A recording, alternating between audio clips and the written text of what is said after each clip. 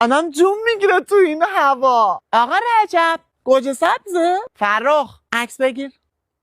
آقا رجب پرتقال. فرخ پرتقال. خدایا میمیرم برات. خره ووش ووش ووش. تو چقدر نازی.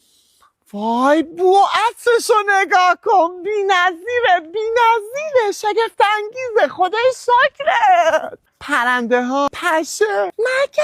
آقا رجب دیواره. فرخ عکس. فرخ اینا بیافته.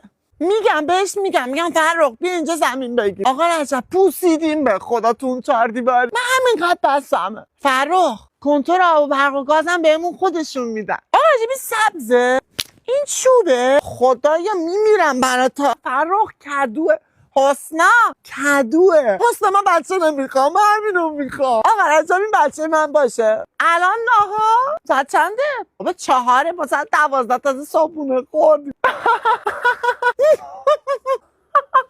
آقا رجب اینو میتونم ببرم تا تهران خراب نمیشه؟ آقا رجب میتونم ببرم خراب نمیشه؟ تا تهران میتونم ببرم خراب نمیشه؟ تا تهران ببرم خراب نمیشه؟ وای چه کردین آقا رجب؟ فرخ لبنیات ارگانیک کره محلی. فرخ کره بخور. بعد از اینکه شیر مادر رو خورد دیگه هیچ فرورده لبنی نخورده. اینقدر بهتون اعتماد داره آقا رجب. باید بیا رجی. آقا رجی باید بیا. میبینی طعمشو؟ بهشت اینجا بهشته دیگه. اینو میتونم ببرم تا تهران خراب نمیشه؟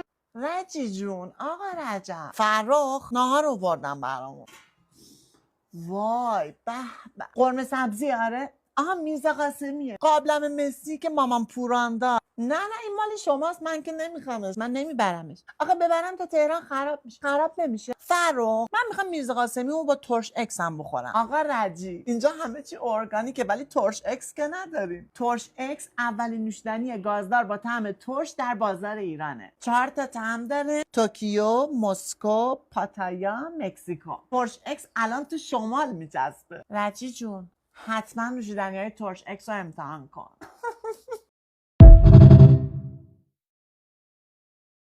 آدم جون میگیره تو این هوا. آقا رجب گوجه سبزه؟ فرخ عکس بگیر.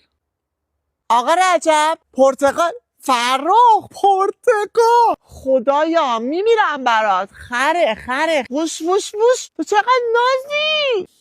وای بو عطرشو نگاه کن. بی نظیره شگفت انگیزه. خدای شاکرت. پرنده ها پشه مگه. آقا رجب دیواره. فرخ عکس. فرخ اینا بیافته. میگم فرخ بیا اینجا زمین بگیر.